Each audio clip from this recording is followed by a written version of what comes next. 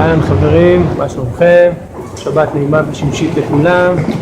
טוב, אז כמו שכבר הבנתם, התהליך שנציג לכם הוא התהליך של קניית מוצר כלשהו בדיוטי פרי בנתב"ג בחנות ג'יימס ריצ'רדסון והשארתו בארץ והאיסוף שלו כעבור כמה ימים אחר כך. העניין? סבבה, אבל פה אתם נכנסים לעניין. אנחנו הולכים להכניס אתכם כבעלי עניין של התהליך.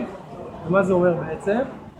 זה אומר שאם התהליך שלנו יצליח כמו שצריך, אנחנו בטוחים שהוא יצליח, אנחנו קוראים לו תהליך טוב, זה אומר שאתם עומדים ליהנות מ-M&M, ותודות לדיוטי פרי שיש להם מבצע 4+1, נמצאים ממש להתפנק, ואיך לא M&M פרצל. אז כל זה שלכם.